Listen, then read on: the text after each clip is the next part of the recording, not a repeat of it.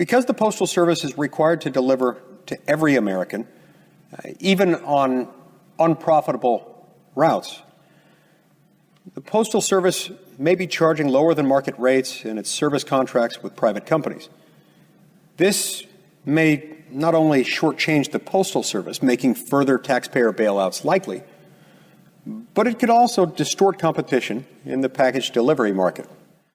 So they're afraid that we're paying too little for the Postal Service services, and that will make other companies that deliver packages, UPS, FedEx, look bad in comparison. And they do look bad in comparison. But has Senator Lee ever considered that maybe UPS and FedEx are charging too much? Because we know that the Postal Service, with its low rates, is profitable when it is not poisoned with unfair financial requirements that no other agency or company has to comply with. Which tells me that UPS and FedEx, they don't charge as much as they do because of their costs. They charge as much as they possibly can in order to collect and pass out as much money as they can to the investor class, the people wealthy enough to bet on them in the stock market. They're executives who get paid based on stock. I am so damn tired of being lied to. I don't think I can deny it anymore. You can stick to your story if you think it flies, but I'm not gonna buy it anymore. Hello, and thank you for listening to the 250th episode of Congressional Dish. I am your laryngitis-suffering host, Jennifer Briney.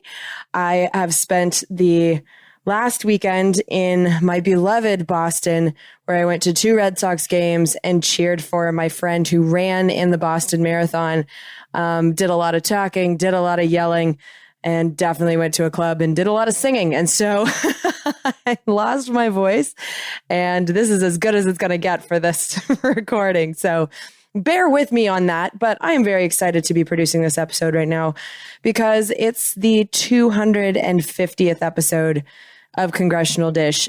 I'm kind of blown away that I've gotten to 250 episodes of this. 10 years ago when I started this podcast, it was me with a $30 horrible microphone set that I got off the internet, just trying to figure out what Congress was doing with my money and in my name. I started by reading all of the bills that passed the House of Representatives for 2 years and really learned how Congress works.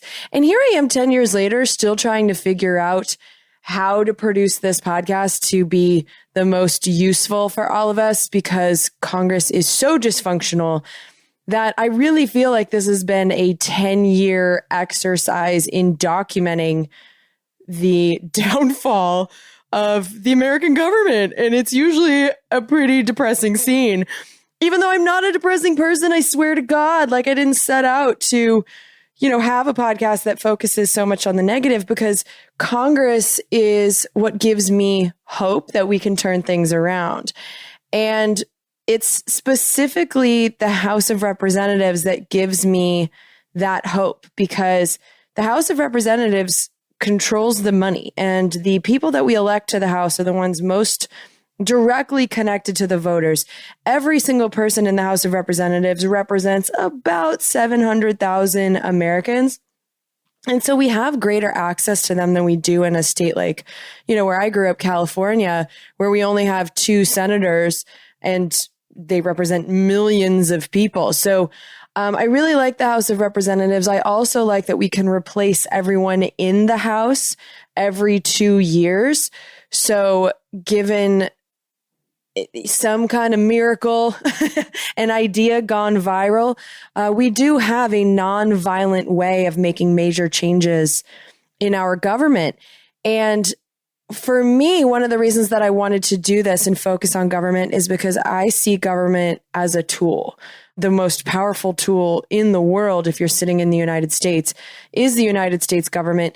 And that tool can be used for good or bad. It can be used for corporate interests or to make the lives of workers happy and make sure that we have adequate resources to live decent lives in return for our labor. And, government gets to determine these things. And I feel like in the last 10 years, the documentation that I've done has been a lot of the government being used by corporate moles, quite frankly, who have rigged our laws to favor Wall Street.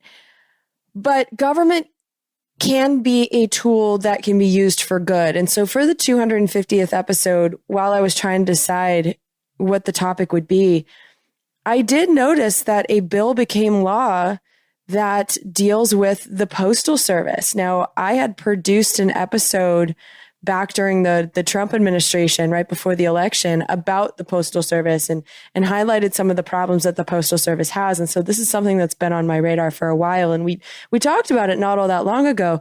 And so when I saw a bill had become law related to the Postal Service, I wanted to know what it was. And so I read it.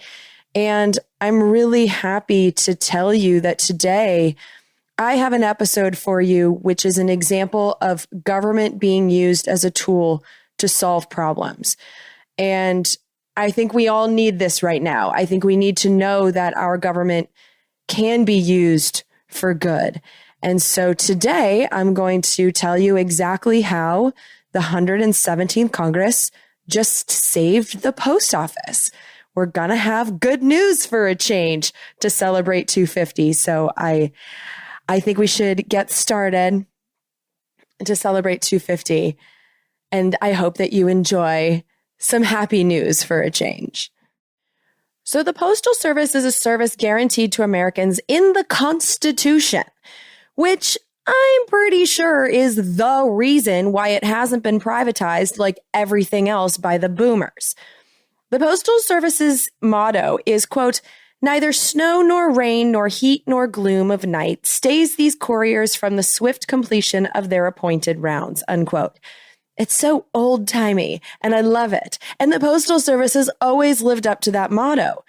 And most of us in America who aren't, UPS stock-holding greed monsters, most of us love and respect our postal workers. Because the postman is a basic component of American life. Every one of us has a postman. Even if you never leave your house, you see the postman every day. They're the ones that are on a first name basis with everyone in the cul-de-sac. They're the people we give gifts to during the holidays. They're Mr. McFeely in Mr. Rogers' Neighborhood. They're Cliff Clavin from Cheers. The postman is our neighbor and our friend. And America just loves the postman. And yes, I'm going to say postman in this episode because that's what I call the postman. Even if you're a woman, you're a postman. My postman in Boston was a Chinese woman. It's just what we call them. And life is just too short and my voice too raspy already to add or post woman to every sentence that I say here. So yes, I'm going to say postman. And I'm sorry if you don't like that I'm going to be skipping the woe. But postman is just what I'm going to say. But the thing is that matters is how would we have gotten through COVID without our postman? Maybe we could have relied upon the private sector. UPS and FedEx come to mind in particular. But if those were the only options that we had, we would have paid a lot more for everything, like exponentially more. So I did some comparisons just to see what life would be like without the Postal Service. And so I checked how much it would cost to send a 5-pound package from Los Angeles to Boston and what the cheapest rate would be for the 3 main options. So to send that package from LA to Boston using UPS, it would take between 1 and 5 days and it would cost $22.09. FedEx was a little cheaper. It would take 7 days for $21.21. For the U.S. Postal Service, it would take 3 days for $9.45, less than half of what the private sector is offering. And it gets even more ridiculous if you have to send a letter. So to send a letter from Los Angeles to Boston, the cheapest rate they have is to send it in 2 days with UPS for $45. You can send it via FedEx in 4 days for $37.40, or you can send it via the Postal Service in 5 days for 58 cents. And so Bias alert. I like affordable things, and so I love the Postal Service. It's a part of my government that I value, and without which we would be forced into the price gouging world of the private sector, which is exactly why some corporate moles in government have been sabotaging the Postal Service in recent years. The big sabotage was enacted in 2006 when a Republican-controlled Congress passed and Republican President George W. Bush signed the Postal Accountability and Enhancement Act. Among other changes, that bill started requiring the Postal Service to, quote, start fully pre-funding retiree health benefits, unquote. They had to do this by putting enough money aside into a separate account to cover the retirement health benefits for all current and future retired postmen. They had to have cash set aside for people who wouldn't be retiring for decades, not just the employees that would be retiring sometime soon. And to be crystal clear, requiring any organization, public or private, to pre-fund retirement plans for all employees, that is not normal. Because it meant that the Postal Service had to take an enormous chunk of their budget and set it aside, making it harder for the Postal Service to do everything else that they do, like sort and deliver packages in mail with the money they were bringing in. What is normal is for organizations to fund the retirements of their retired employees and to budget for the people who will be retiring in the next couple of years. But pre-funding the retirement of 22-year-olds? No, not normal. No one is required to do that, except for the Postal Service. This was a legislative poison pill that slipped down the government's throat, where it has been lodged for 16 years. When the final version of the 67-page poison pill bill passed into law in the final days of the fully Republican-controlled 109th Congress in 2006, that bill had only existed for 13 days. When it passed the House of Representatives, it was available to read for less than a day.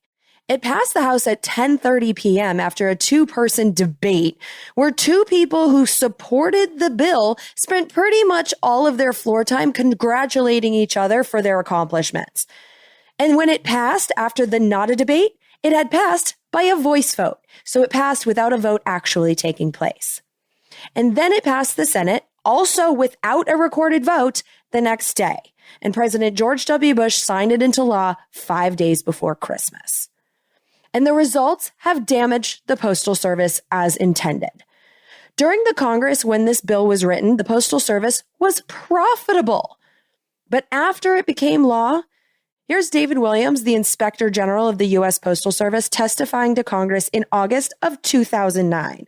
So just 2 years after this law went into effect.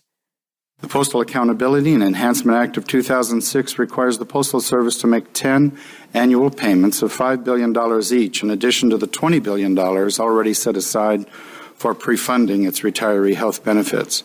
The size of the $5 billion payments has little foundation, and the current payment method is damaging to the financial viability of the Postal Service, even in profitable times.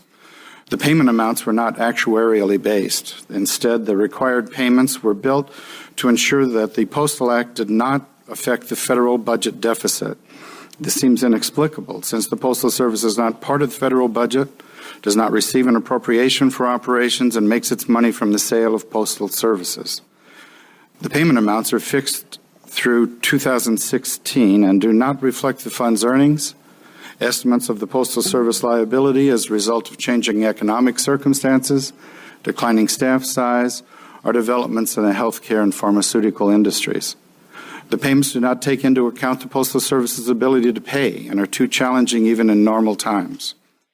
That was in 2009. And yet year after year, Congress was told over and over again that that poison pill was in fact poison. Flash forward over a decade later, and that poison pill was still law, extending right into the tenure of our current Postmaster General, Louis DeJoy. Here he is testifying to Congress in August 2020. This year, the Postal Service will likely report a loss of more than $9 billion. Without change, our losses will only increase in the years to come. It is vital that Congress enact reform legislation that addresses our unaffordable retirement payments. Most importantly, Congress must allow the Postal Service to integrate our retiree health benefits program with Medicare. And so anytime that you've heard that the Postal Service is a failure or is going broke or has so many bills to pay, all of those claims were made for the most part, which has been testified to over and over the years because of this pre-funding poison pill situation. And so, for example, this year, the Postal Service reported that it was supposed to have put approximately $35 billion into the pre-funding money bucket. It looked like they had a $35 billion debt. And that bill got racked up that high because the Postal Service basically just gave up trying to put money in that fund a decade ago. And so if the Postal Service wasn't required to fill up a huge money bucket for its future retirees that competitors like UPS and FedEx don't have to fill, well, the Postal Service would be able to budget just fine at the low prices afforded when there is no profit motive. And so I am happy to tell you that finally, after 16 years, all of the Democrats and about 40% of the Republicans in this Congress finally barfed up the Postal Service's poison pill. They repealed the pre-funding requirement. Now the Postal Service will just have to add money to the account to cover actual retirees. And so what happens is that all of that so-called debt that the Postal Service owed to the money bucket, all that debt is gone. Legislative magic, the power of government when used as a tool for good. And now the Postal Service shall live.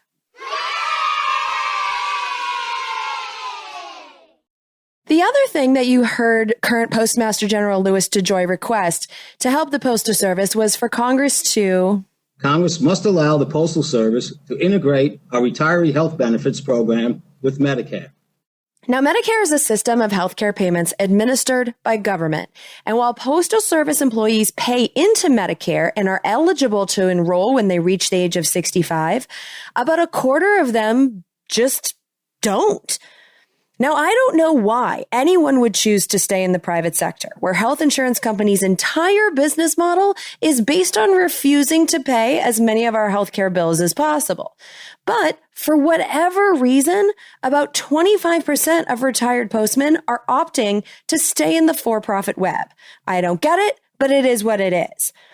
But the Postal Service has to pay for their decisions. And so that means that the Postal Service has been getting price gouged by the private sector for about 25% of its retirees. And that's adding up. And so the new law is going to require the Postal Service employees to enroll in Medicare when they become eligible, which is a requirement that already exists for most of the employees in the private sector. Because business titans don't want to pay any more for benefits than they absolutely have to. And putting retirees into Medicare is a big money saver for them. And so the Postal Service is just simply going to do the same thing. And for the Postal Service in particular, getting its retirees off of private insurance is expected to save it $3.6 billion per year. The way this will affect our darling postmen is that existing retirees will have to enroll in Medicare by 2023. And anyone over the age of 64 will be exempted, and they will be free to stay in the private insurance web if they hate having money and choose to do so. This is one of the only times in my career where I've seen a bill become law that does something that will cost the health insurance industry money. Because if the Postal Service is paying $3.6 billion a year less for health benefits by moving retirees onto government plans, that means that $3.6 billion a year is no longer flowing to the health insurance vultures.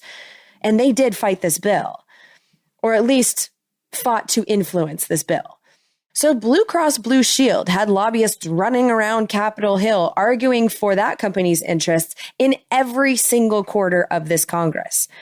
Kaiser Permanente and the National Association of Mutual Insurance Companies lobbied on this bill too. So often I point out glaring examples of political cowardliness or corruption on behalf of corporations. But I also think it's important to highlight when there's an action that resists corporate demands as well. Now, this is a small expansion of Medicare, but it is a $3.6 billion deprivatization of healthcare. And I'm going to mental note this example of the Democratic Party, while fully in control, moving even this slightly in that direction, because it's something. Now, it's not enough to seriously challenge the evil profit-sucking monsters out of our healthcare system in any way, but it's something. And on healthcare, that's more than I can say for the Republicans, who, when in power, only tried to make the corporate vulture problem worse. And if you don't know what I'm talking about, I don't remember the episode number, but the episode was called Repeal and Replace. That's an episode I produced during the Trump administration when the Republicans had full power in the first half of that administration. And that is where I read their bill. That is where you can find out what the Republicans as a party want to do to our healthcare system. And on these Republican healthcare bills that I've been reading for a decade now, I've been a consistent hell fucking no on their ideas. And so that's the best episode where I show you exactly why. But in this example, the health insurance industry lost and the Postal Service won. And I am going to count that as a victory.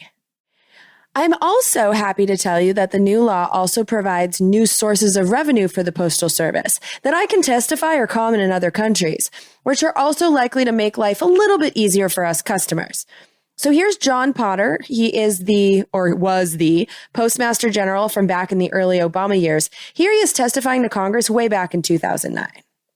And when I look around the world and see what other posts are, if you're in Australia and you want to update your driver's license, renew it, you go to the post office. If you're in Italy and you go into a bank, more than likely you're going to the post office. If you're in Japan and you want to buy insurance, more than likely you're going to the post office. And if you're in France and you have a cell phone issue, more than likely you're going to the post office. And the new law takes American post offices partially in that direction. So from now on, the Postal Service is going to be allowed to offer non-postal products or services, but only ones that are, quote, expressly authorized by Chapter 37, unquote. Well, I found Chapter 37. And what that essentially means is that if a product or service is not on this Chapter 37 list, then the Postal Service can't offer it. And that list only includes government products and services that are non-commercial. Now, this is significant because while it will allow the Postal Service to expand into services like permits and ID cards, maybe driver's licenses, who knows, but stuff that other government offices do, the Postal Service will not be allowed to expand into phone plans or insurance or banking, things that the private sector already provides and can charge as much as they want for because there's no competition from the government offering basic ass services in return for our tax investments. And I already told you about all of the insurance companies that lobbied their interests on this bill. They lost on the Medicare thing, but they won on this competition thing. I should also note that Bank of America and the Independent Community Bankers of America, which is a lobbying organization for banks, they also sent their corporate weasel lobbyists to schmooze our members of Congress on their behalf. But even though we won't get as many services as other countries do from our postal service, it's still better than what we had up until now. And another poison pill that I didn't even know about until now was deleted from the law. The new law repealed a provision that prohibited the Postal Service from testing the sale of any products that could bring in more than $10 million per year. And so all of this time, the Postal Service has basically been prevented from not only offering profitable products, but from even considering providing them. The reason this ridiculous revenue limit was in the law to begin with was actually written right into the law. The law said that revenue limits were allowed to, quote, prevent market disruption, unquote, which is legalese for to prevent competition with the private sector and their price gouging. And it turns out that there are more unfair prohibitions on the books that the Postal Service has handcuffing its success that private sector corporations like UPS and FedEx don't have. So here's Representative Jackie Speer of Northern California in a House Committee on Oversight and Reform meeting on May 13th, 2021. Believe it or not, prohibition has been over for 90 years. 90 years. But somehow we never fixed it so that the U.S. Postal Service could, in fact, be in a position to mail and process liquor and wine. So for 90 years, they have had their hands tied while others were able to do that task. We can't have the Postal Service become break-even or even profitable if we keep tying its hands. We also have an interest in protecting small businesses, microbreweries, small retail establishments, small wineries. They cannot ship their product because they either have to have the sanctions of the wholesalers or they don't ship. So there's more poison pills buried in current law, but for now, I'm going to celebrate the victory in getting some of the Postal Service's most aggressive diseases cured. The only provision in here that I'm not going to go so far as to call it a poison pill. It's not poison, but this thing is kind of an unpleasant, unexpected laxative of a provision. And what it is that it says that the Postal Service can't add services if the addition will increase wait times or reduce parking spaces. Now, prohibiting increased wait times, preventing slower service, I'm fine with that. That can be handled by hiring more staff, creating good paying jobs. Like, okay, fine. But reducing the parking spaces thing, that feels really unnecessary to me. Because what that means is like, some of these post offices that I've gone to have enormous parking lots and they're empty all the time. So if the post office wanted to say add public car chargers, that wouldn't be allowed. The Postal Service also wouldn't be allowed to expand their physical property into often empty corners of parking lots for, I don't even know what for, but if the Postal Service wants to get creative and a good idea requires the physical space of even one car, they're not allowed to do it. And so I don't want to call this a poison pill because I don't think it's intended to hurt the Postal Service like some of the provisions that are being repealed were clearly intended to do. But instead, I think this is intended to appease drivers, to massage the balls of car owners. And it annoys the shit out of me as someone who's been reading my way through the infrastructure law that so heavily invests in vehicle infrastructure, committing us to being a country with few transportation alternatives to driving for at least another decade. And so making sure that the Postal Service maintains every parking space is just another example of this car culture Congress continuing to prioritize drivers over other priorities and goals. Time and time again, they're doing this. And I'm not going to go on a full rant about this right now, but the next episode I'm working on is going to be the vehicle infrastructure investments episode from the infrastructure law. And I have some things to say. And so I'm going to leave it at that, But yeah, it's annoying.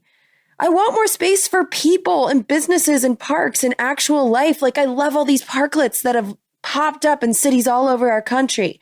And I hate how we prioritize the free storage of cars, especially in cities. It makes me bonkers. But there's still more to love about this law. For instance, since 1983, the government funding laws that are always full of dingleberries. Well, there is a dingleberry that's been included every single year requiring the Postal Service to deliver mail 6 days per week.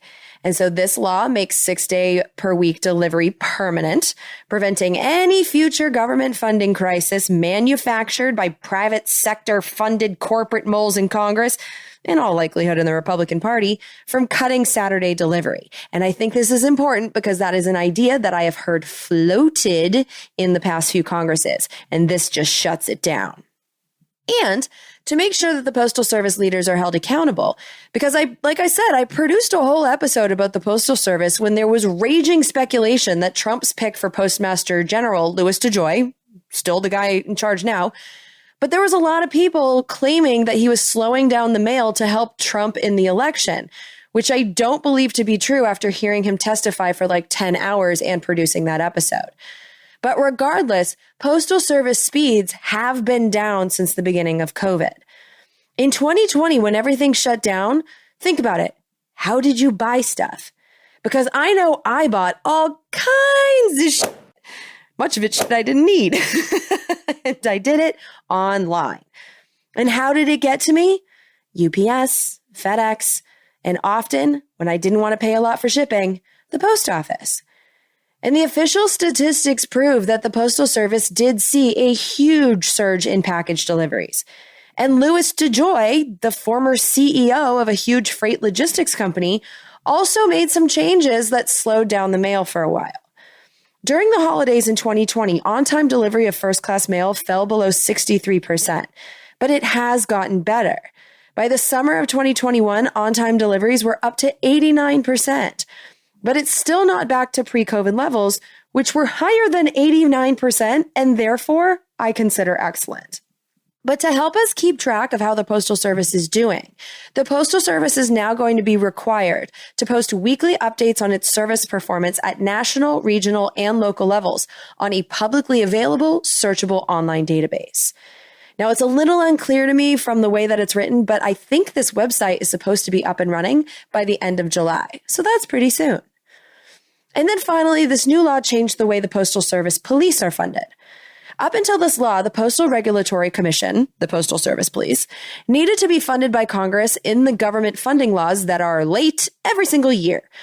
And because of this, when the federal government shuts down due to Congress's dysfunction, the Postal Service Police can't work. They get shut down too. However, the Postal Service itself is an agency that funds itself and doesn't use tax money. They don't need anything from Congress.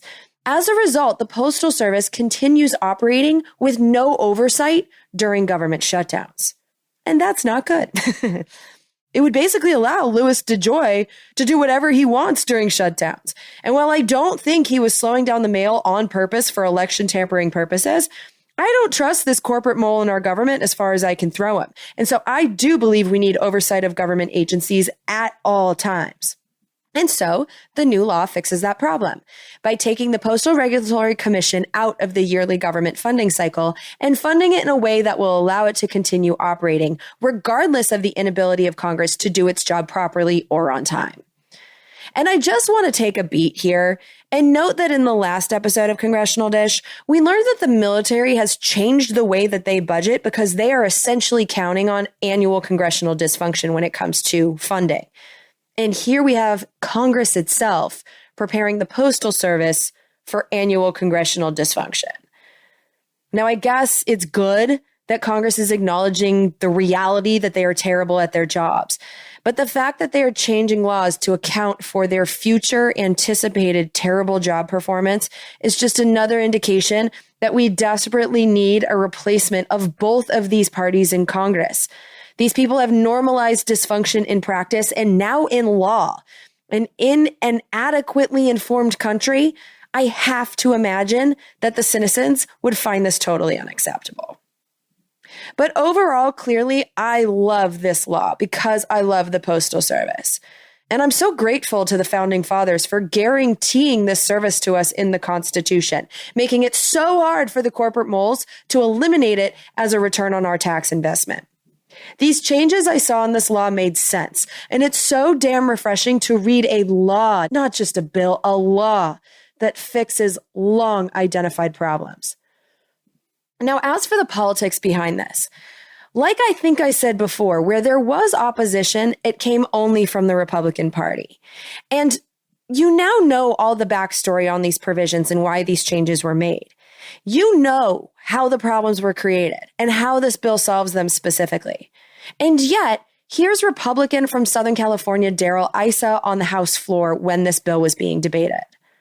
The fact is they haven't made a profit since 2006 and as they are mandated.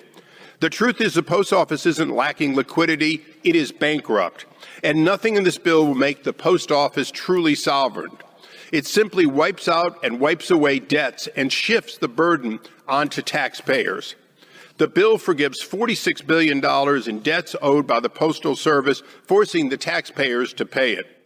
All of that is either a twisting of the facts or is just straight up untrue.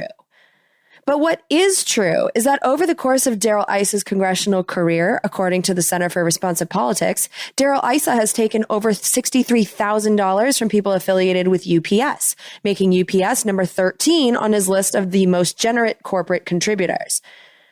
You know, what else is also true is that the Republicans clearly don't want competition with the private market. Here's Senator Mike Lee of Utah on the Senate floor while this bill was being debated. Because the Postal Service is required to deliver to every American, even on unprofitable routes, the Postal Service may be charging lower than market rates in its service contracts with private companies. This may not only shortchange the Postal Service, making further taxpayer bailouts likely, but it could also distort competition in the package delivery market. So they're afraid that we're paying too little for the Postal Service services, and that will make other companies that deliver packages, UPS, FedEx, look bad in comparison. And they do look bad in comparison. But has Senator Lee ever considered that maybe UPS and FedEx are charging too much? Because we know that the Postal Service, with its low rates, is profitable when it is not poisoned with unfair financial requirements that no other agency or company has to comply with. Which tells me that UPS and FedEx, they don't charge as much as they do because of their costs. They charge as much as they possibly can in order to collect and pass out as much money as they can to the investor class, the people wealthy enough to bet on them in the stock market. They're executives who get paid based on stock. In 2021, UPS passed out over $10 billion in profit. The Postal Service passed out $0. The CEO of UPS makes over $27 million per year. The Postmaster General earns a little over $300,000. There are savings that get passed down to customers when profit isn't a factor. This is why other countries offer communications and banking and insurance services either through or in partnership with their governments. Government providing a basic floor in services is good for you if you like low prices. But if you want high prices and high profits, you want to gut the government services as much as possible. You want the customers to have nowhere else to go but to you. Corporations that want Postal Service prices to stop competing with their outrageously high ones do have members of Congress willing to do their bidding, and they pay people to spend time on Capitol Hill strategizing with those members of Congress on how to write laws that will make their price gouging easier. I'm talking about UPS and FedEx, who both spent heavily on lobbyists who argued their case on this bill during this Congress. This bill appears on 7 UPS lobbying reports and on 5 submitted by FedEx. But in this case, customers, powerful ones, had lobbyists as well. The Association of Magazine Media lobbied hard on this bill. It appeared on all 8 of their reports. Hallmark Cards, the Greeting Card Association, the Association of National Advertisers, eBay, Stamps.com, the National Retail Federation, and Amazon.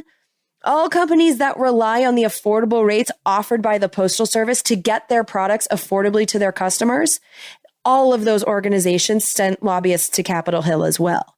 Not to mention the labor unions.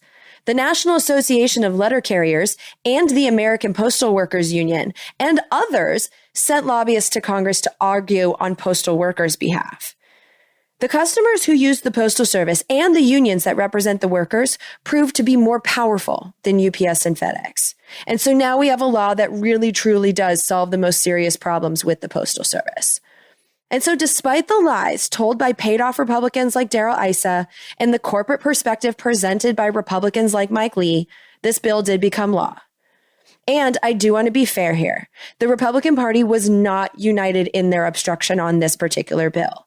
Not all Republicans lied and voted against saving the post office. So, for example, here's Senator Rob Portman of Ohio speaking to his Republican colleagues on the Senate floor. I'd also like to note what this bill does not do, because there's been some misinformation out there. 1, it does not appropriate new funds to the post office, period.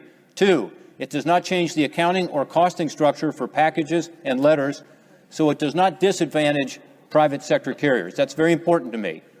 This is the status quo that we're putting in place here. It does not change the accounting or costing structure for packages and letters. 3rd, it does not allow the Postal Service to enter into new commercial services like postal banking. That's also very important to me. And contrary to the claims of this bill's opponents, this bill does not impact the solvency of the Medicare Hospital Trust Fund. So while you can know how your member of Congress voted if they are a Democrat, because every single one of them was a yes, you will have to look it up to see how your member of Congress voted if they are a Republican. Because 92 Republicans voted against the law in the House, and 19 Republicans voted against the law in the Senate. But that wasn't enough obstruction to stop the bill from becoming law, and I'm very, very happy that the post office is going to be okay.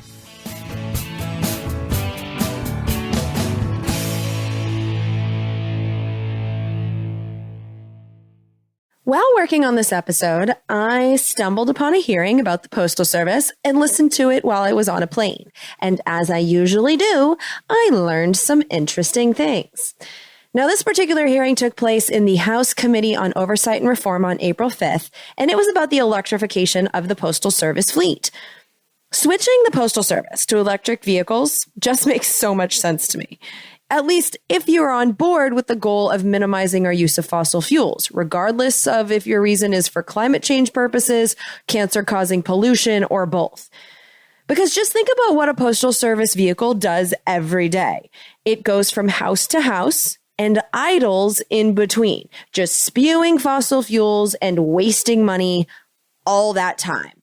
So to have a vehicle that can be emitting nothing while it's sitting parked and the postal worker is either going to the door or filling the mailboxes or whatever, that just makes so much sense to me. And I also know, because my dad drives an electric car, that the ranges have gotten so good that a lot of these electric cars that already exist could make the rounds that the current Postal Service vehicles make. So that's one of the reasons I wanted to watch the hearing, because it's just like, oh, that's a great idea. We should do it. Let's go. And so I watched the hearing, and there's some interesting things going on when it comes to the electrification of the fleet. Most notably, it doesn't seem like the Postal Service, under the tutelage of Louis DeJoy, is really trying to do it. And so here's Tammy Whitcomb. She is the Inspector General of the U.S. Postal Service. And so let's break down her testimony. Last February, the Postal Service awarded a contract to produce and deploy up to 165,000 new delivery vehicles over the next 10 years. While the contract allows for both electric and gasoline-powered vehicles, the Postal Service's current plan is for most of the new vehicles to be gasoline-powered. We have two recent reports related to this purchasing decision. One of our reports was a research paper that identified the opportunities and challenges for the Postal Service in adopting these electric vehicles. We found electric vehicles are well suited for most postal routes, and there are clear benefits to their adoption. For example, a large fleet of electric vehicles would help the Postal Service decrease its greenhouse gas emissions and encourage the growth of the electric vehicle market in the United States. Now that seems pretty obvious, to have no more exhaust coming out of idling Postal Service vehicles. And it would be significant for our U.S. greenhouse gas emissions because there are 17,000 of these Postal Service vehicles in all of our communities. And I would like to have no more exhaust coming out of any of them. So I'm with her on this. Additionally, electric vehicles are more mechanically reliable than gas-powered vehicles and require less scheduled maintenance.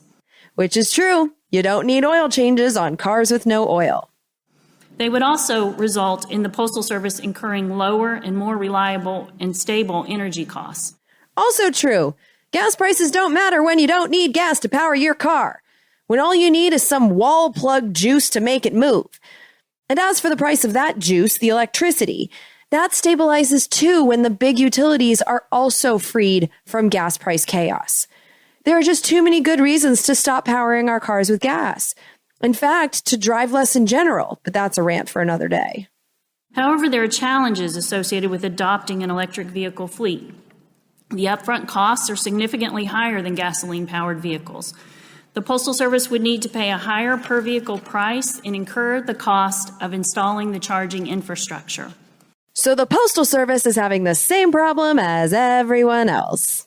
The Postal Service has over 17,000 delivery units that may host electric vehicles, and the cost and issues associated with installing charging infrastructure will vary by each, depending on the parking layout, power availability, and required upgrades.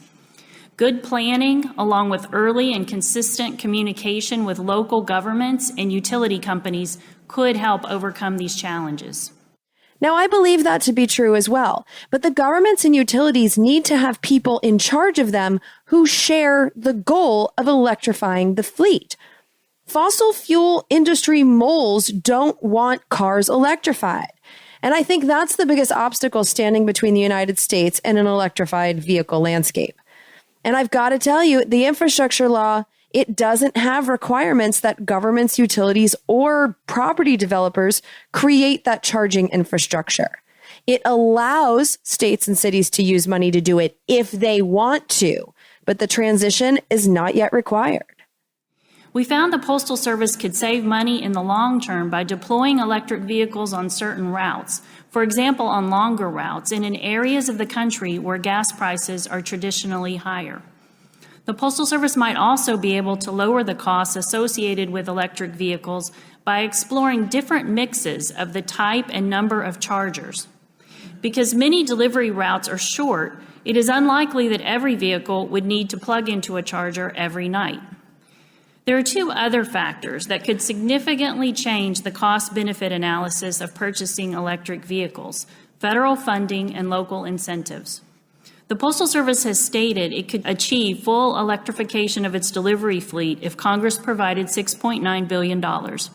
Incentive programs by local utility companies might also help offset costs. The Biden administration is asking Congress for, and almost certainly will receive, an additional $10 billion for war in this year's government funding bill. I personally don't think it's crazy to consider shifting some of our obscenely bloated military budget over to projects like electrifying the Postal Service fleet that would reduce our dependence on fossil fuels, especially considering how many of our wars are waged to secure fossil fuel supplies. But in order to make this happen, again, everyone needs to have the same goal. And now that the Postal Service is in the process of replacing their current vehicle fleet, these are the choices that they're making. Here's Jill Namaini, probably saying that wrong, but she's the acting director of the physical infrastructure team at the General Services Administration, which is an independent government agency that manages federal property and analyzes contracting decisions. Last month, the Postal Service ordered 50,000 new delivery vehicles, including about 10,000 that will be electric. To inform its decision, USPS conducted a total cost of ownership analysis of a range of types of vehicles. Information in this analysis included the maintenance and fuel costs of each vehicle. It also developed a model that recommends the lowest cost vehicle for each delivery route and a mix of vehicles to purchase each year. The model is based on a set of assumptions, including information from the total cost of ownership analysis and details on individual delivery routes. So 10,000 out of 50,000 new vehicles means they are electrifying only 20% of their fleet and making this decisions because of this model that they're using. So why did they choose to only electrify 20% of the fleet? Our preliminary analysis of the model raises questions about the way in which certain assumptions estimate the costs and benefits of the gas and electric vehicles. I'll highlight a few examples. First, the model we reviewed used a 2020 gas price that is almost $2 per gallon less than the current national average. Second, the model appears to assume maintenance would be more expensive for electric vehicles than gas. This is inconsistent with research we have identified, our interviews with private delivery companies, and Postal Service documents that show electric vehicles are expected to be less expensive to maintain. Third, the total cost of ownership analysis does not include a reduction in emissions as a benefit of electric vehicles. A separate USPS environmental impact statement found that with no tailpipe emissions, electric vehicles would have this benefit. So clearly there needs to be a cost for pollution. You know, I get fined if I get caught dumping a can of paint down the sewer. So why are people and companies allowed to spew chemicals into the air for free? That's one issue here. But the other issue is, more to the point, that the model that the Postal Service is using to make its purchasing decisions, that model is deeply flawed. They're only using a gas price of $2 per gallon. When the hell was the last time you saw a gas price for $2 per gallon? And also, maintenance on electric vehicles is just obviously cheaper. Obviously, there is almost no maintenance. You have to turn the tires once in a while, but there are no oil changes. There's no transmission issues. All that shit that comes with fossil fuel maintenance, it's all gone. So to say that these vehicles are more expensive than the fossil fuel ones, that is flawed to the point of I don't know. I don't know who wrote it or why they wrote it, but it feels riggy to me. Because using flawed numbers is a thing we've witnessed that corporate moles in Congress do. And not just in Congress, in all of our government agencies.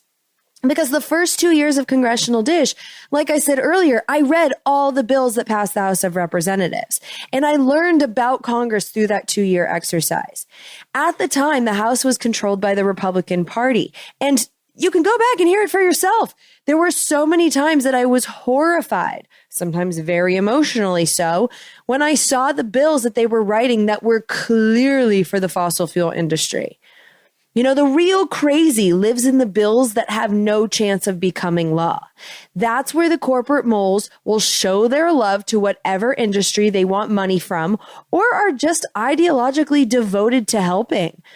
The bills that have no chance, there are thousands of them that get introduced and then die within 2 years. Those bills are messages to donors and voters. And the intended target of those bills tell a lot about the author. And my God, do I wish that I had an army of researchers to read through all of those. There are so many buried insights into our members of Congress. But the point is that for 2 years, I read all their wish list bills written by the corporate moles in Congress, and many of them essentially rigged studies. It took me 10 seconds to find an example for you in my notes. So from November 2013, H.R. 2728 was a Republican bill that President Obama vetoed. It was written by Representative Bill Flores of Texas, who left Congress last year. And what his bill would have done was create a study that would only list the positive effects of fracking for gas. Specifically, it would study only economic benefits of fracking. So it would list tax revenue for the government, the number of jobs created, and it would guess how high energy prices would be if there was no oil or gas produced in the United States at all. And then more recently, there was a bill in the Appalachian Storage Hub episode that Senator Joe Manchin wrote that would have required a study that would list the benefits of his pet fossil fuel infrastructure project and the risks of not doing it. So if you only list the positives of an idea, that's not a study. That's a sales pitch. And the Louis DeJoy model for electrifying the vehicle fleet, this has all kinds of sales pitchy vibes to me. Asked to explain the U.S. Postal Service perspective was Victoria Stevens. She is the executive director of the next generation delivery vehicles at the Postal Service. And here's what she told Congress about those decisions. Any mix of replacement vehicles will deliver significant reductions in emissions and improvements in fuel economy over our existing long-life vehicles. I would note, however, that we have 12,500 routes over 70 miles in length that are not candidates for electrification today, and another 5,000 that require all-wheel drive vehicles due to extreme climate conditions. Electrification also comes with the challenge of installing infrastructure at a multitude of postal facilities. Infrastructure is a real problem. We've kind of already discussed that. And some vehicles not being able to be electrified because they operate in areas with gnarly hills or crazy weather, that makes sense to me too. But that's an exception, not a rule.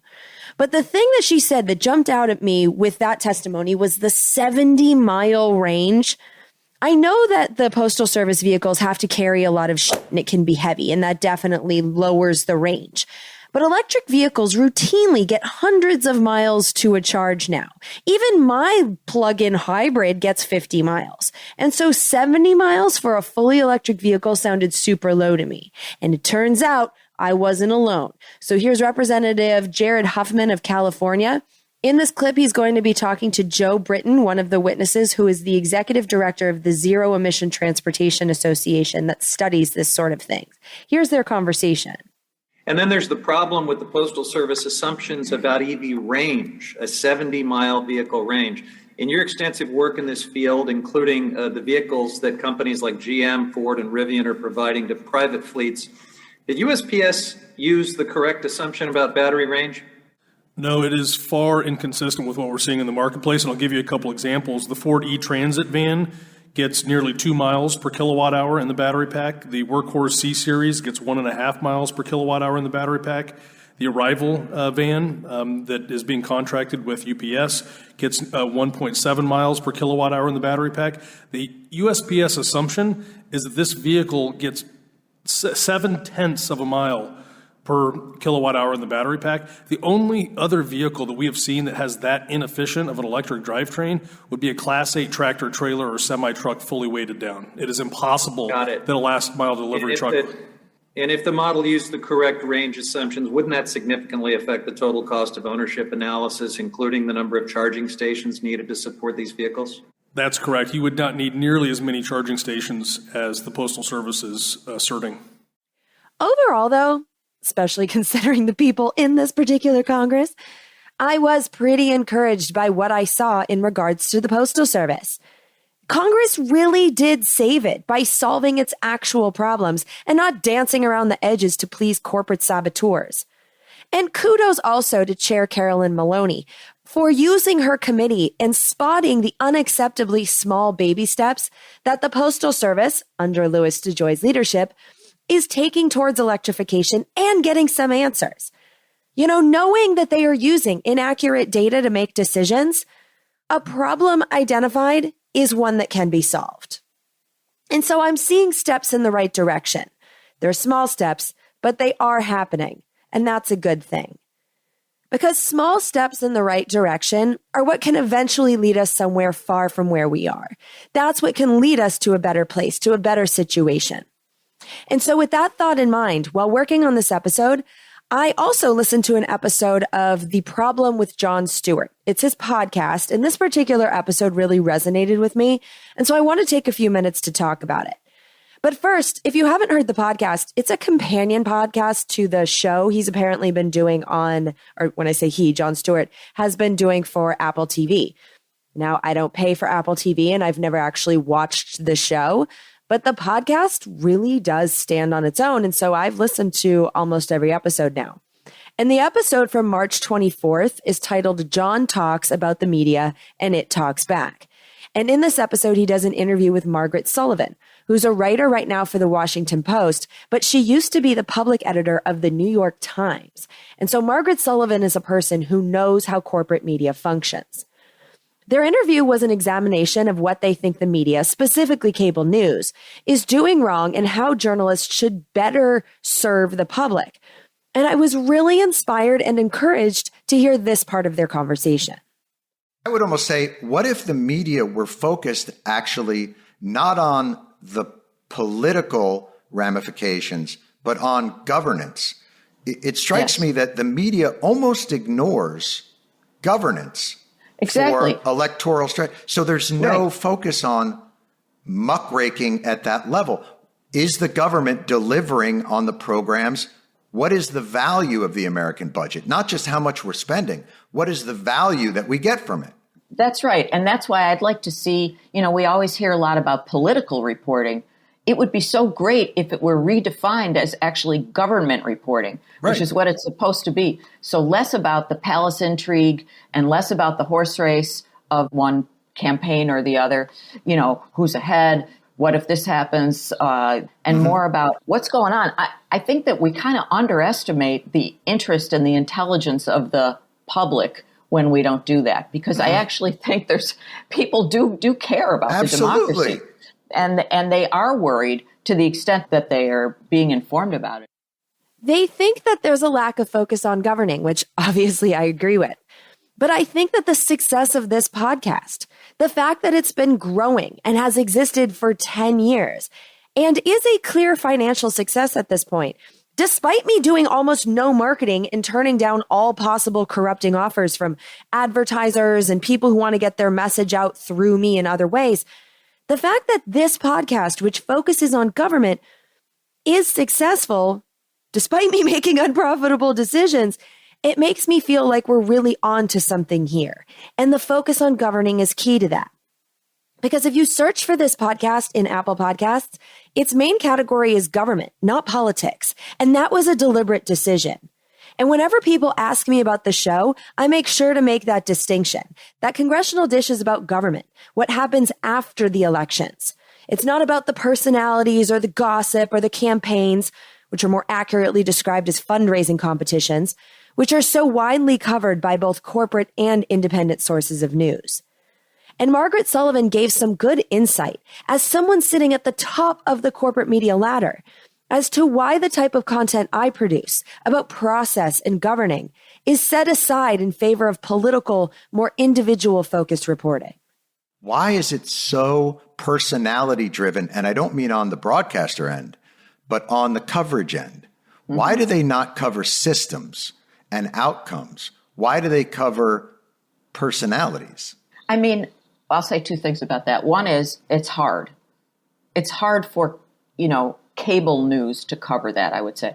I do. And my second thing is I actually do think that places like the Washington Post and the New York Times do a lot of that kind of coverage. It doesn't get the same attention. Again, we've become so hyper partisan and so polarized that we tend to want our tribal instincts fed at all times. And the media, does cooperate with that. But I think there's been a tremendous amount of really good investigative work and really good enterprise work and really good, looking at those systems. And then, Trump or Ted Cruz or Josh Hawley say something outrageous. And it's like, yeah, now that's an interesting story. Now, I do agree with her that newspapers are covering the same things I do, because I have long lists of articles from Washington Post, New York Times, Wall Street Journal, giving me background information in almost every episode show notes. But that's information that you have to make an effort to find. The information that we can't avoid, the information that's on the screens in the airports and the bars and hotel lobbies, the information that's easy to absorb and comes included in every cable television package, well, the people making the content decisions on cable news right now are clearly aiming for the sensational, aiming for the gossipy stuff, instead of the harder to process information about governing. I read the Congressional Record, and Claire, poor thing, my assistant, is now reading it sometimes too. And you wouldn't believe the shit that we read that they say that don't end up in our episodes. Like, if we wanted to turn this podcast into a, can you believe they said that partisan outrage fest? Oh my God, we could do that so easily. If I wanted to focus whole episodes on members of Congress and their shitty personalities, I have more content than I would know what to do with. I spend a lot of my work hours containing my rage and resisting the urge to play sound clips that are outrageous but don't inform the issue debates. All of that is on purpose, and it is hard. I purposely leave most partisan bickering out of this show so we can focus on the issues and understand how these bills and laws affect us. And, like I did in this episode, if I do draw focus to some individual dingbats and their nonsense, it's in order to show you who and what is standing in the way of progress and their stated reasons for doing so. But I'm purposely not focusing on individuals and giving the attention whores on Capitol Hill the precious media minutes they so desperately seek. And this interview, again, made me feel like I'm doing something right with that decision. That dynamic has been in place. That dynamic of permanent campaign, of the polarities that we'll look at are right and left, and we're incentivizing politicians to become crazier because that's what gets the attention and that's what gets the donations. And couldn't they do a model as tenaciously as they cover this? Because you said earlier, like, it's hard to cover that for cable news. And I think, why? You got nothing but time. You're on 24 hours a day. I'm quite sure that what would happen, and I don't like this, but I think it's probably true, is that it would not rate well. It would be considered kind of boring. Let me go find my outrage somewhere else. I still think it should happen because I agree with you that the media, the press, if you will, has to be public spirited to some extent. And so, do the right thing. But it's a corporation. Be outraged, but at the right thing. And I would disagree with you because when you look at the lack of transparency on Wall Street and the complexity of it that is to the benefit of middlemen and to the negative of retail investors, if you look at a democratic system where the Senate is affirmative action for old white dudes And the power shift in the Senate is socialism for rural states. It's a redistribution of power that allows. There's plenty of outrage that doesn't exist on the right-left polarity. There's plenty of injustice. There's plenty of unfairness. There's plenty of corruption. That's right. And that's the citizens' agenda. That is looking at things from the point of view of the people you're supposed to be serving by being a journalist. Is that or is that not what we're doing here? And do you think this show, which has been focused on governing, has ever been lacking in outrage? If there's any feedback that is consistent about Congressional Dish, just look at the reviews. It's that this show always makes me mad. But the thing is, you're listening to this, aren't you? So doesn't your own choice to click on Congressional Dish kind of prove that information about governing does, in fact, rate well? Because I think it does. I was hungry for information about governing, and you clearly were too. Otherwise, you wouldn't be listening to or supporting this show. And so with that in mind, I've been doing this podcast now for almost 10 years, for 5 full Congresses. And I have noticed that a pattern of requests emerges each and every election cycle, and it has begun again. But this time, I'm getting more requests than ever before, and they're starting earlier in the election year, and they're coming with offers of money. Because every election cycle, in the months before the election, I start getting requests from people who want me to produce episodes about their member of Congress or a certain member of Congress that they either love or hate, on top of the endless stream of requests by candidates themselves, or more accurately, whoever is being paid by them to do their PR. But I'm constantly getting requests from candidates to be highlighted or interviewed on this show. And I get it. We all want Congress to change, and elections are the way to change who governs in our Congress. Elections are so important, and I do share the goal of replacing all of the corporate moles in our government. I understand these requests. But the answer to all of these types of requests will be no. Because I, like Jon Stewart and Margaret Sullivan, and I'm guessing the majority of producers of this show, want the focus to remain on governing. And I'm being stubborn about this because I think this is the best way for us to use my limited power as the host of this relatively tiny podcast to affect the most candidate elections in a productive way. Because let's do the math.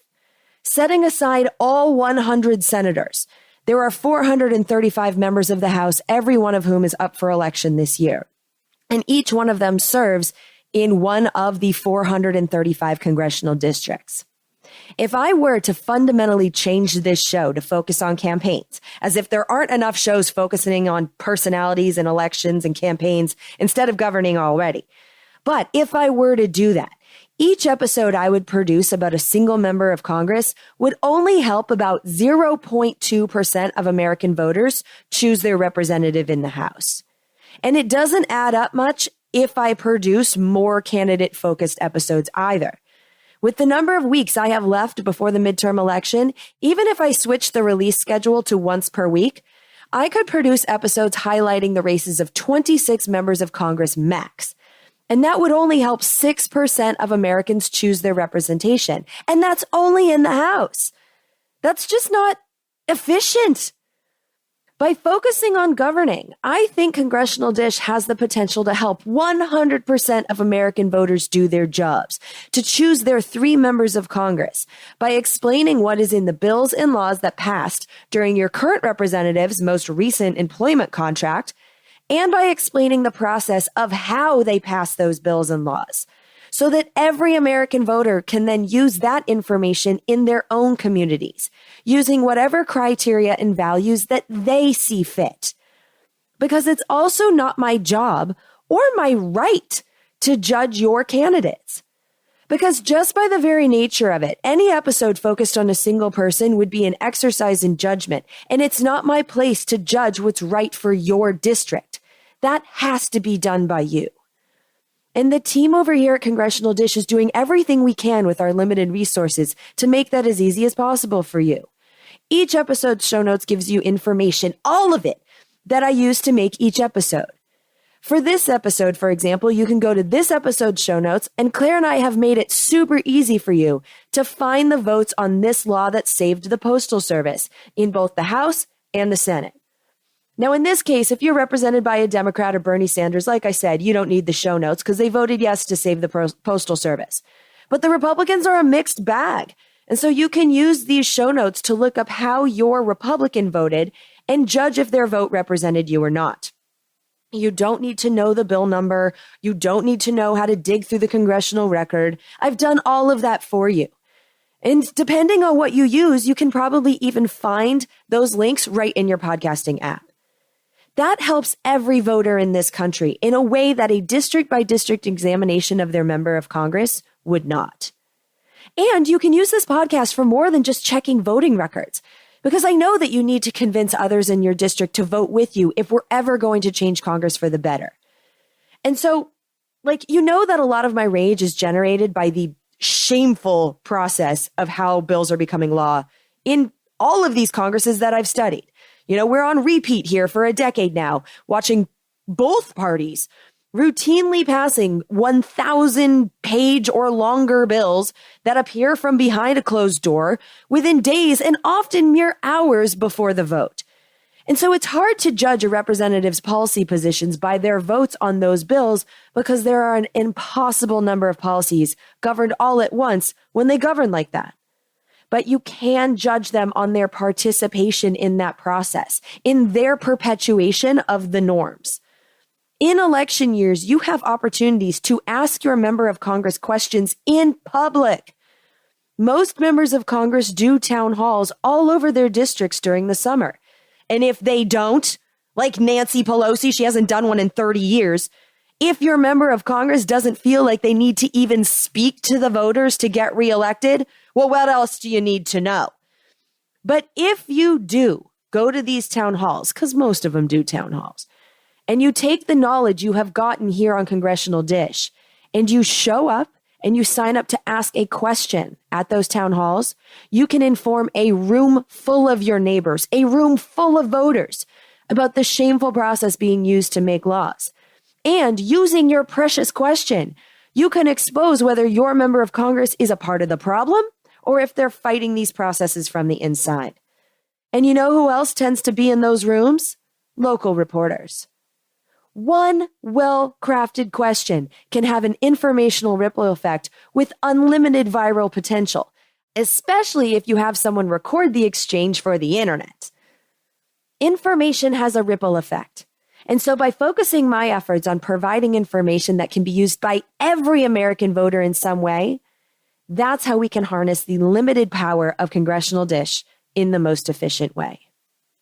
And if you support that decision, your financial support for the podcast would be very much appreciated, because you have no idea how much money I'm turning down to keep this podcast free of corporate and politician influence. You know, how many times have we talked about the fact that most of the so-called campaign contributions, the bribes, collected by politicians are then funneled to the media because politicians use the money they're collecting to pay for advertisements for themselves. They pay media, they pay influencers to get their messages across. Well, guess what? They want to pay podcasters to shill for them too. And I'm saying no to all of it. I'm turning down easy money, and it f***ing sucks. It's not easy to put integrity over profits. Not when real money is being offered anyway. 10 years ago, no one was asking me to do anything because the podcast was too small. That has changed. Which is why your support and participation in this value for value business model is so essential. And I know everyone is asking you for money nowadays, and I know it's annoying. I get it. But if you value getting information from a source you can trust, is not being paid to tell you anything, or is shilling for anyone, or is producing the show in order to sell you shit, I need you to do your part and pay for the show. We have to show the world that it's possible to produce a news-oriented show with integrity, and that you wouldn't be financially punished, but instead rewarded for doing so. And the fact that we're on episode 250 and we're at about $4,400 per episode on Patreon, that's great. That has been life-changing for me, and it's why I have help now. It's incredible. But the Cum Boys are making over $97,000 per month on Patreon. So we're not quite inspiring the next generation to turn away from the sensational just yet. So yeah, if you want to help me out with this, all of the payment options are listed on congressionaldish.com and in every episode show notes. Pick whatever method works best for you in whatever amount reflects the value you receive from that episode or the show in general. You get to decide. And when you hit $535, every time you hit $535, it's a cumulative thing. You get an executive producer credit to put out an episode that you are especially proud to have helped produce. It's your public vouch. And you don't have to put your actual name on it. I know that some of these episodes are controversial. I'm a little nervous to have my name on some of them. But I also know that the controversial episodes, some of those are your favorites. And so anonymous executive producer credits are useful vouchers as well. Everyone knows what they signify. And so today I am very proud to tell you that we have 2 more executive producer vouchers. So thank you, Brandon Shipley. He is now our executive producer on one of my favorite episodes. I kind of did this one for fun, but it was episode 105 called Anthrax. And it was about the anthrax attacks that happened right after 9/11. I wanted to know whatever happened with that. And the story is way crazier than I thought it was going to be. So that's episode 105. We will put the episode in the show notes for you. Such a good one. So thank you, Brandon Shipley, for choosing that. And by the way, I also want to thank Brandon for producing this show for as long as he has, because he emailed us to see if he had any executive producer credits. And it turns out he's racked up 3. So we're going to hear Brandon Shipley's name a couple more times, I'm sure, in the next couple of weeks as he picks his next 2 executive producer credits. But yeah, thank you so much for your years of consistent investments in this show. I'm happy to share the byline on the Anthrax episode with you. Also, I am very proud to share this episode's byline with Stephen McMahan. He wanted to be the executive producer for episode 250. And I'm guessing that's because 250 is a giant milestone for this show. I said a while back, and I mean it, but when I look at what I'm trying to do here, I would like to produce 500 episodes of Congressional Dish. And so 250 is halfway there. And I know I've mentioned it a few times now, but the 250 really is blowing my mind. It signifies so much to me. It signifies 10 years of hustle and doing something that I believe in and getting the support of such an amazing community of people, one of whom is certainly Stephen McMahan. I mean, you've been producing this show with me for so long that I feel like I know you. Like, I know you used to live in Montana and now you're in Portland. Like, we've gone back and forth for years here. And you feel like a friend to me, even though we've never met. So, and there's a lot of you like that. So, you know, I'm just very reflective right now on how far this podcast has come, especially because last weekend I was in Boston, which is where I started this show, you know, at my kitchen table with a $30 piece of shit podcasting kit. I mean, it was such a bad kit that the microphone stand didn't hold the microphone. And so in the middle of the episodes, it would just start like bending down towards the table, just like a wilting weed. But I stuck with it. And the reason I stuck with it was the financial support from all our producers, the moral support from, you know, my friends and family. I feel so grateful to be here. And also in this last month, you know, you heard it in the last episode, focusing on Congress really gets to me mentally. And for the last month, really 3 weeks, I took 3 weeks and kind of checked out and took a vacation and dealt with my skin cancer surgery. It was an intense 3 weeks and I did a lot of soul searching. But what I wasn't worried about for the first time in my life was how I was going to pay my bills. And going back to Boston and hanging out with my roommate from Boston, who I was living with when I started the show, we were reminiscing about how broke we were. You know, the boys used to have these conversations like, can we afford the Starbucks iced tea today? And I keep telling you guys about Chipotle, but it's absolutely true that Joe and I used to have serious conversations about, can he afford the guacamole today? Like, why do you always have to get the guacamole? I wanted double chicken, but I wasn't getting double chicken because we couldn't afford it. Like, why do you always need guacamole? It was like a fight.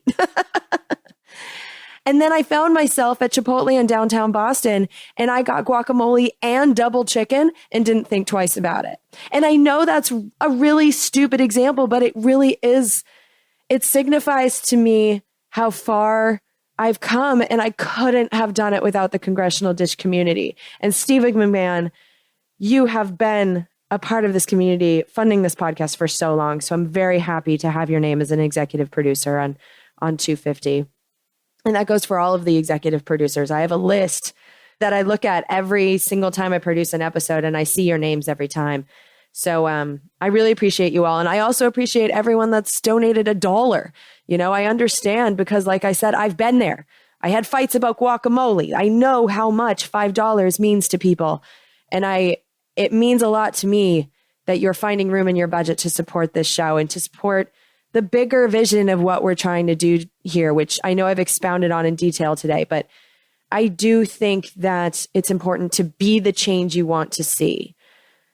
And turning down the easy money and doing this the way I think is to be a cheeseball about it, the right way to do it, the right thing to do, that feels good.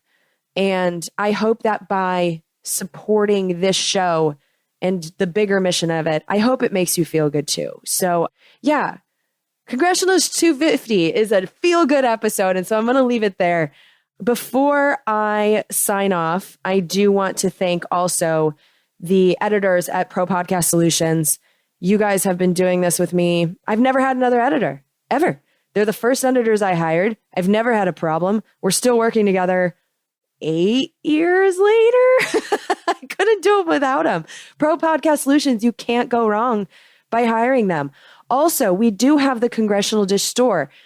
Every single episode has a different piece of artwork, and it's Brian Karras who's been doing that for us all of these years. Every time you purchase merchandise in the Congressional Dish store, you're supporting not only the show, but you're also supporting our artist. So please go and check out the merchandise. And if you ever have a request, let us know and we will put something in the store for you. I'd also like to thank Mark, who does our web maintenance and who has made the green room possible. I'm going to play you a little clip to sign out here from the green room. There's a lot of nonsense back there, but that's where I have a lot more fun. I'd like to thank Claire, who is making our show notes so much better and making my life so much easier. I'd like to thank my sister, who's doing the accounting. I'd like to thank Emma. You guys, congressionaldish.tv.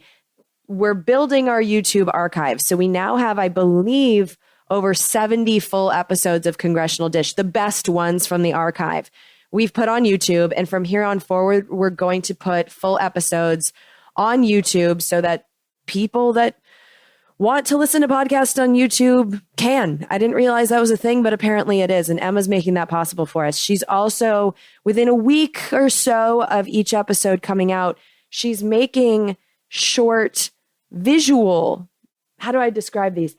They're like previews of the episode, but you can see stuff. Go to congressionaldish.tv to see what I'm talking about. But she's making these previews now, and they're really cool. And it makes it easy for you to share pieces of these episodes. And hopefully it'll make it easier for you to turn your friends on to Congressional Dish. Because I know it's hard to say like, hey, buddy, you should listen to this podcast about bills and laws. It's fascinating. It's really interesting. It sounds boring. I get it. So we're trying to make that easy for you too. And Emma, mwah, she's been a godsend.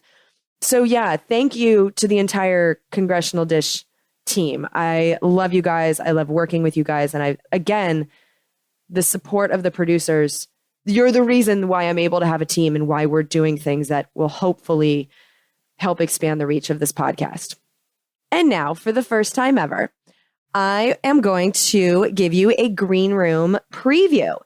The Green Room is my nickname for our private feed, and it's available only to producers of Congressional Dish. And it is, I call it my Green Room because just like how comedians have the green room where they can hang out with their friends and family and it's away from the public. This is my private space just to hang out with producers. And I'll tell you stuff that's more personal about like my travels, or now that I'm in Austin, Texas, we're going to have more conversations with other podcasters, but I've already done one with like Andrew Heaton's back there. I have some conversations with Joe. There's fun stuff. And so for this green room preview, this is an episode I did where I told you about my cruise. I took a break. That's why there was only one episode in April. I took a break and went on a cruise for my 40th birthday. And on the cruise, before I got very, very sick, I decided to work out. And this is how it went.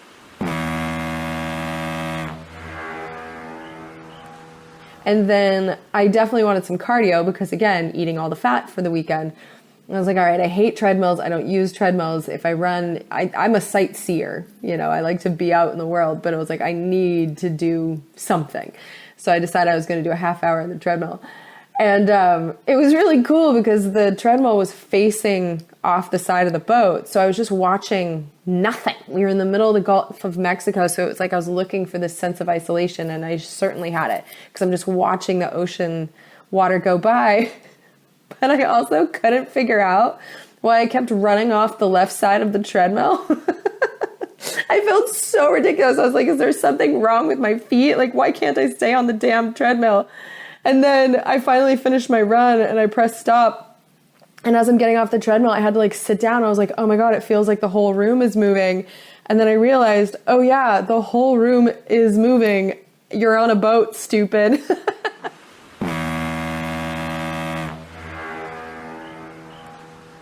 Yep, totally forgot I was on a boat.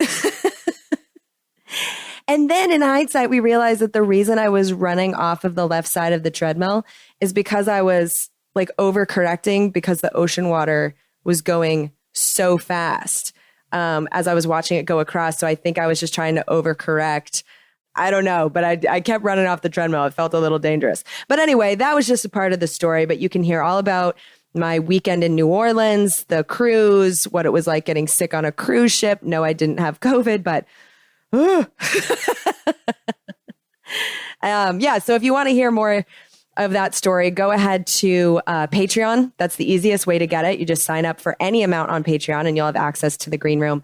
And then if you don't want to do Patreon for whatever reason, just send in a donation and then email Lauren at congressionaldish.com and she'll get you set up with our jerry-rigged feed for those who don't want to do the Patreon thing. All right, that's it for this episode. Thank you so much for listening. And thank you so much for getting me to 250. It feels real, real good. And I couldn't have done it without you. All right. Love you all. Talk to you soon. Bye. We're surrounded now by liars coming at us through our TV screens. We don't have a domestic spying program. They're content to fight in black and white despite the many in-betweens. We got a president who plays with the facts. And then he waves a flag to cover his tracks. As if a lie is alright, in the end he'll justify the means. Now we are so damn tired of being lied to. The polar ice caps aren't going away. We don't think we can deny it anymore. You can stick to your story if you think it lies. But we're not keeping quiet anymore.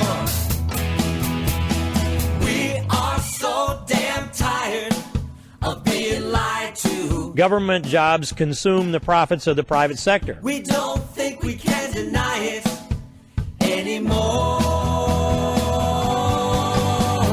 You can stick to your story if you think it flies. But we're not keeping quiet anymore. Now we're not keeping quiet. These bills represent common sense, bipartisan solutions that actually solve problems.